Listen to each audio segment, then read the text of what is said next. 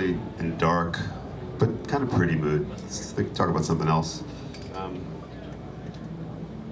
Yeah, so let's talk about some of the sounds I use with Dream Theater, which was my original intention, but they got very carried away with these orchestral sounds. Thank you, Kurt, for that. Changing the program. Yeah, let's do this.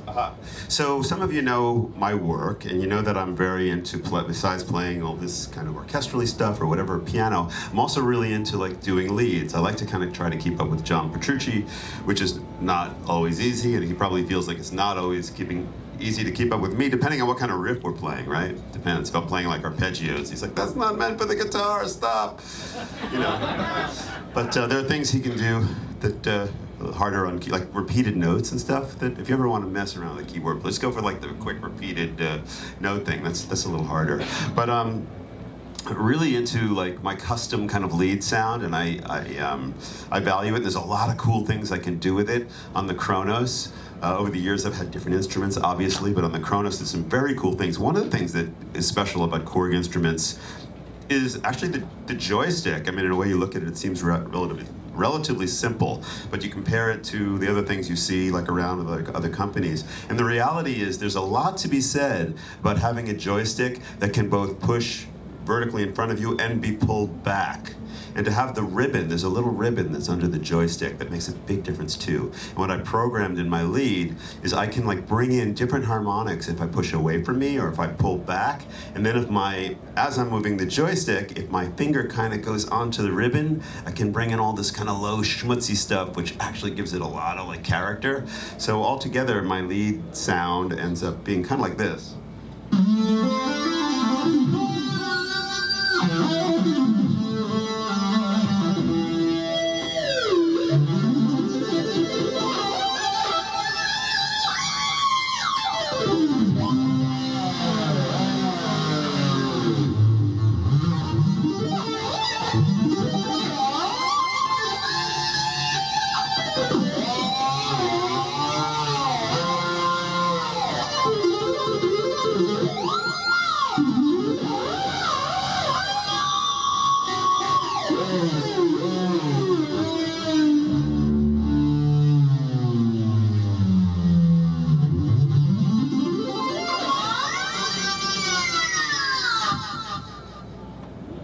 Something like that. So let me show you what's going on to take out some of the mystery. I mean, the basic tone, if I don't do anything with it and I just play a note with no vibrato or no anything, it's like...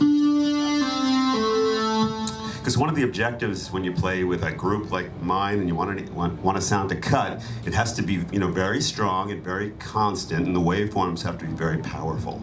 So I kind of use a combination of waveforms to do that, and I put them together.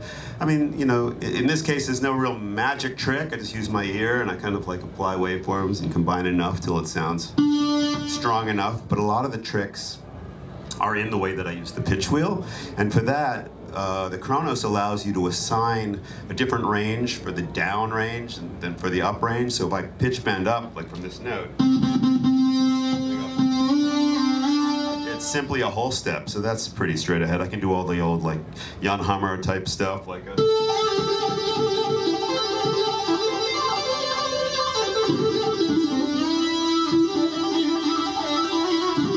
is fun. But then the bend range going down is an octave, so I can do the sweepy stuff like a...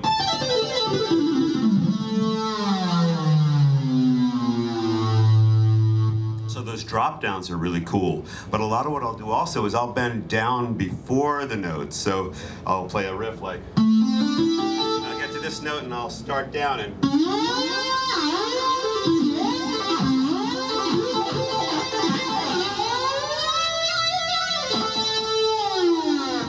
So that ability to have a different range down than up is really critical to my leads. And I always, whenever I play anybody's synthesizer or software that's not the Kronos, I'm always like, you gotta like do this right, because if you really want to play a cool lead, you have to have that kind of flexibility. But the joystick thing is cool, because if I push up, if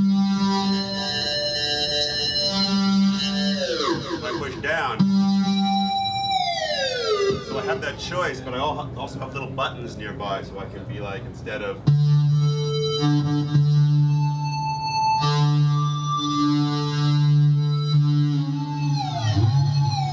I get all these choices, and then the ribbon idea is.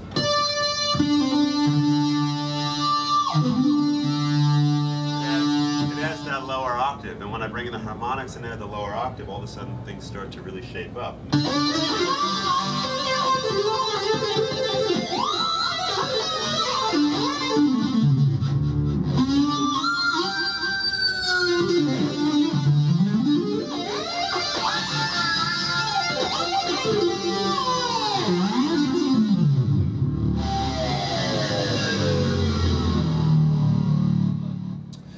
A lot of fun.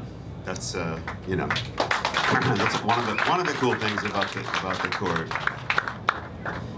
Yeah, totally. All right.